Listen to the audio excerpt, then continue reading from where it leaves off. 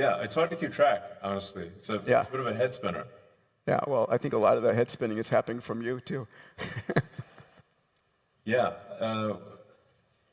Well, Grok's doing pretty well, and in some metrics, by some metrics, it's the best. For example, it's the best at predicting things, which is arguably the best metric for intelligence. The new Grok 4.20 is really good. We're currently behind on coding. The reason I was a bit late for this was that I was just in a giant sort of all hands on coding, just going through all of the things that need to happen to essentially catch up and exceed our competitors on coding, which I think we'll do. I feel we should probably get there by the middle of this year, and then I think people don't quite understand just how much intelligence there will be, or just how far it will exceed human intelligence to a degree that is impossible to fully understand. But you can certainly imagine a situation where let's say 1 million times more energy is harnessed than all of Earth's current electricity usage.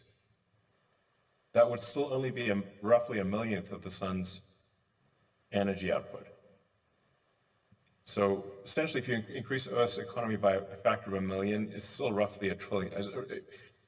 Since we're a trillionth of the sun's energy, if you increase Earth's economy in terms of electricity usage by roughly 1 million, you will be roughly 1/millionth only of the sun's energy harnessed. But what is an economy or an intelligence using 1 million times more electricity than all of Earth's civilization think about or look like or do? It's going to be something pretty magnificent. The challenge will be even vaguely appreciating that level of intelligence. But it's safe to say it will solve everything you can possibly think of. Yes. Longevity being, certainly one of them. And I do enjoy your unrelenting optimism. Thank you, pal. I see you've hope. Yeah, exactly. You've taken to heart monetizing hope, which is pretty funny. Yes, it was came up with that one. It was Grok's marketing advice to me when you roasted me on right. the podcast. Grok was roasting you and saying you monetize hope. But hey, if you're going to it's better than monetizing misery, I suppose. Yes. For sure. So yeah. But yeah, just when you have AI and robots are going to increase the economic output, or by so many orders of magnitude, we cannot possibly comprehend it.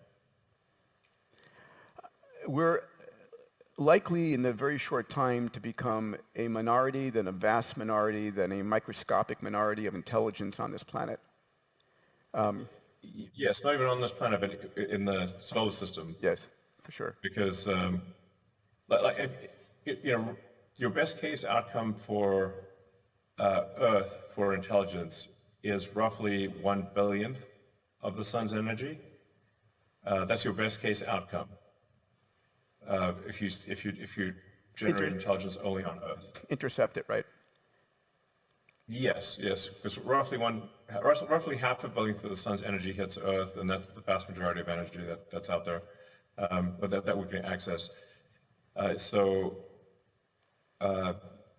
Really, the intelligence in the solar system will be many orders of magnitude greater than the intelligence on Earth itself. May I ask you a question, Elon? How far out can you see? How many years out can you make reasonable predictions right now?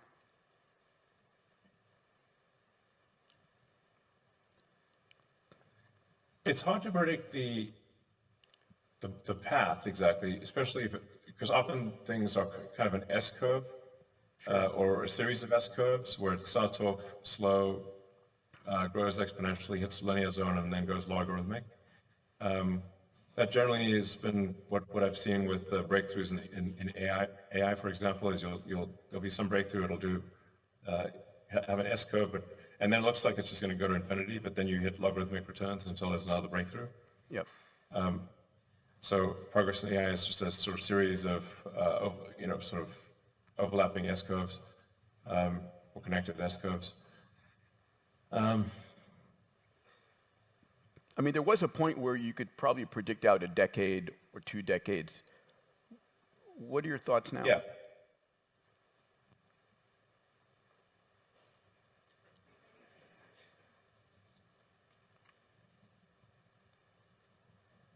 Okay, this is going to sound pretty crazy. It's okay.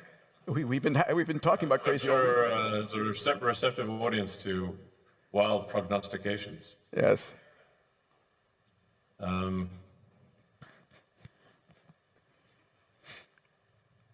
I'd say the economy is 10 times its current size in 10 years.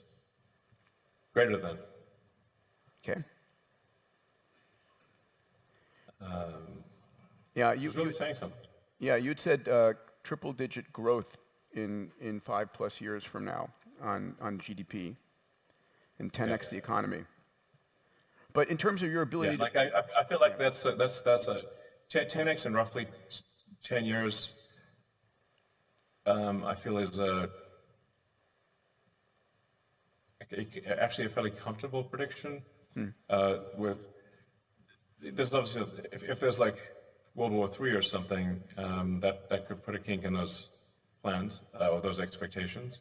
yeah, But in the absence of World War III, if current trends continue, I would say the economy 10x's in 10 years. love it. Can you give us we had a bunch And of we'll have a base on the moon. yes, and we'll And we'll have people on Mars. and we'll have mass drivers on the moon. Yes.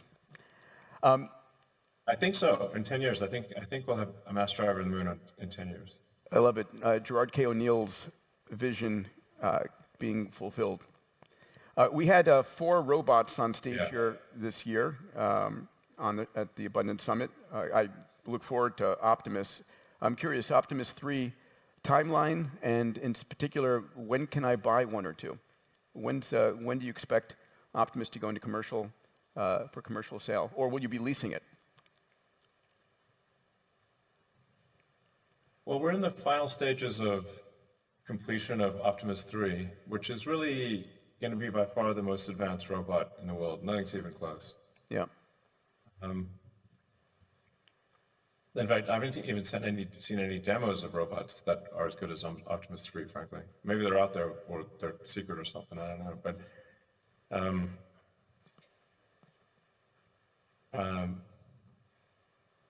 I have to make sure I'm saying things that are reasonably public as well, of course. Of course. We're streaming this on X. Yeah. Okay, this is pretty public in that case. Yes. I think we'll start production on Optimus 3 this summer, but very slow at first. Yeah. The sort of classic S-curve ramp of manufacturing units versus time, and then probably reach high volume production around summer next year, and then we'll have Optimus 4, design complete next year. I try to release a new robot design every year, an improved robot design every year. When Dave Blunden and I were at the Gigafactory, it was an extraordinary experience, 11.5 million square feet for the Tesla. And then I think you said you're building out 9.5 million square feet for Optimus there as well, which is extraordinary. Let's 10 million square feet round numbers. Yeah. Yeah. That'll That'll be quite. That's going to be a new factory design too. Like it's not different from other factories. How far before we have robots building robots? I mean, you automated so much of the Gigafactory already, where there are humans playing a small role. Do the robots just play the role that humans are playing in that regard? We still have a lot of humans building things. Tesla direct employees who are building things, or like basically people in the factory are either building or managing people who are building, is roughly 100,000. So we have a lot of people. Tesla total headcount's around 150K, of which 2/3 are, in the factory in one form or another. And then our suppliers, there's probably maybe a million or 2 million people in our suppliers type of thing. So it's a lot of people. What we do expect is that the output per person at Tesla becomes very, very high. Yeah. So we're not planning any layoffs or reductions in personnel. In fact, we will increase our headcount. But the output per human at Tesla is going to get nutty high. When we were you can't really believe it. Yeah. When we were together, we discussed the idea of sustainable abundance on our podcast, and you reinforced the idea that we have a coming age of universal high income, which has become a point of discussion beyond UBI. But I'm just wondering if you have any thoughts on how we get there. Have you reflected on that any further? And more so, we talked about a time frame of civil unrest, 2, 3, 4, 5 years, probably a lot of COVID-like checks in the interim until we get to a demonetization and a deflation that leads us to UHI. Any more reflections on that? Because people need that hope and that vision. Yeah, I mean, to be clear, I don't think we should be sort of complacent. We do need to be careful because the future is a range of possible outcomes, and they're not all great. But at this point, I do agree with you that it's likely to be great. It's probably 80% likely, maybe more likely to be great. And I do think we'll have universal high income. We're basically just issue money to people, and the really just because the output of goods and services will so far exceed the money supply that that effectively you have deflation, because deflation is just the ratio of the outputs of goods and services to the money supply. So if the rate of growth of goods and services far exceeds the rate of growth of the money supply, which I predict will happen, then you will have deflation. Yes, and a lot of people spinning up new companies, competing against each other, driving the price down, and increasing the variability, and deflation, faster and faster. Yeah, it's basically the AI and robots are going to make so much stuff and provide so many services that they will actually run out of things to do for the humans. They'll just run out of things to do for the humans, and then there's only so much that humans can even express that they want. So you go back to my example of if you go 1 million times greater than the Earth's economy, you've long since saturated all human desire. Maybe if you go 1,000 times more than our current economy, 1,000 times, you probably have already saturated anything people can think of that they want. So do you think the value of money is going to significantly decrease? Will we go post-capitalist? Yeah, I think money will stop being relevant at some point in the future. So just as you're becoming it's probably something like an Ian Banks culture sort of future. And I think the AI down the road will really not use human currency. It will just care about power and mass, wattage and tonnage. It's kind of ironic then, right? Just as you're becoming a multi-trillionaire, money starts to have less value. Yeah, pretty much. Yeah. There's all this stuff. It's really just trillion just represents some percentage ownership in companies that I've built, and it's not like sitting in a bank account. It's just literally I own a percentage of the companies. The companies are doing lots of useful things. The value of the company grows. I own a percentage of the companies, and that's sums up to that number, which seems high. Yeah. I was interviewed by somebody who was asking me about your drive, what drives you, and I said, Elon's driven to solve problems. He's driven to make life in the world better by just solving the biggest problems over and over and over again. And if someone else were solving them, he wouldn't need to. But no one else is solving them. So I just want to say, thank you for that, pal. Thank you for that. You're welcome.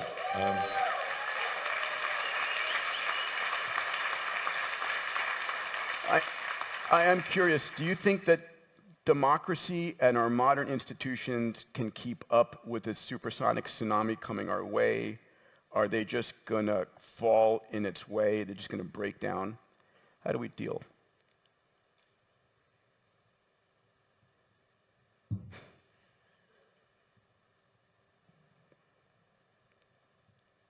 I mean, it's called the singularity for a reason, you know, which is that it's hard to predict what happens in the singularity. I mean, Grok's logo is the singularity. I love it. It's a beautiful logo behind you, by the way. It's gorgeous. Yeah, thank you. It's so the halo around a black hole is the mass and light are falling in type of thing. It's hard to know what happens inside the singularity.